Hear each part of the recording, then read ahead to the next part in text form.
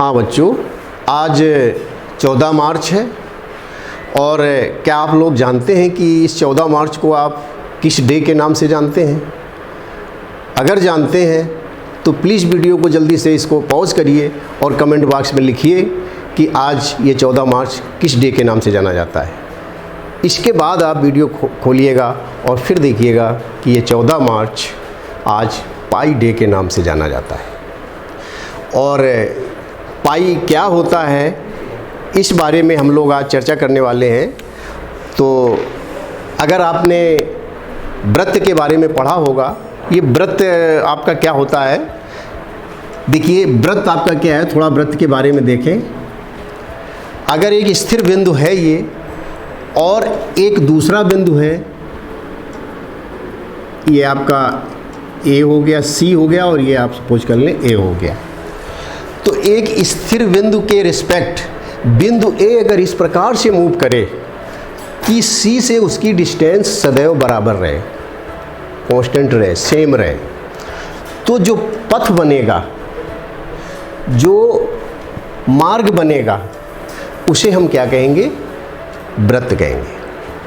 देखिए जैसे कि ये आप सेंटर इसको फिक्स करके और ये बिंदु ए इस प्रकार से ट्रेवल करें। अगर हम कंपास ले लें, कंपास की नोक को यहाँ रखें और यहाँ पे हमारी पेंसिल की नोक हो और इसको हम पूरा राउंड घुमा दें तो हमें इस प्रकार से प्राप्त होगा, ये मिलेगा। तो ये हमारा व्रत है और जो ये स्थिर बिंदु है ये व्रत का केंद्र है। और ये जो इसकी चौहद्दी है, जो चारों तरफ का ये पाथ है, ये व्रत की परिधि कहलाता है। इसको क्या कहते हैं बच्चों?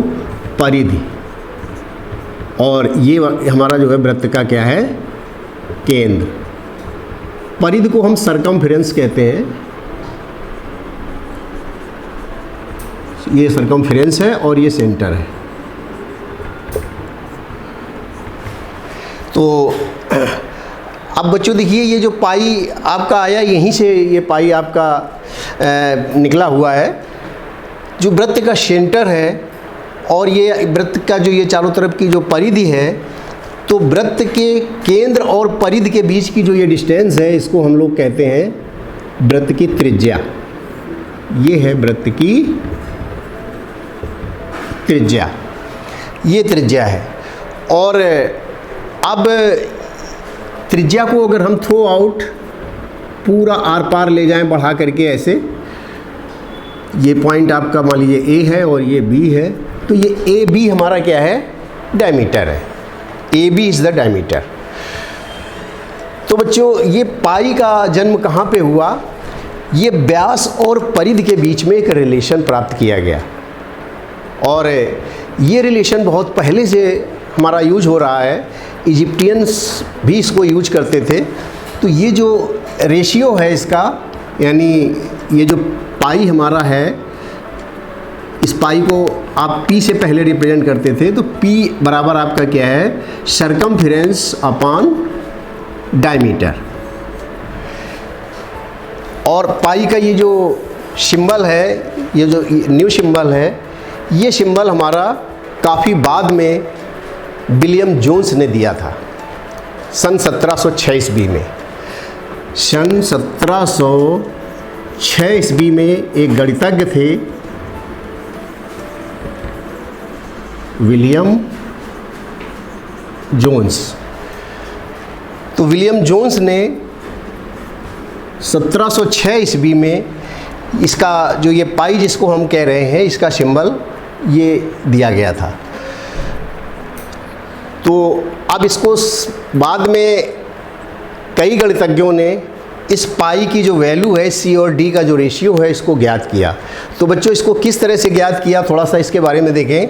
इस वृत्त पे एक स्ट्रिंग लेकर और इस स्ट्रिंग को यहाँ से इस पूरी सरकमफेरेंस पे बिछाते हुए चले गए ऐसे, और पूरी सरकमफेरेंस में बिछाने के बाद उसको स्ट्रेट करके, सीधा करके, और उसको मेज़र किया गया, उसकी लेंथ को नापा गया।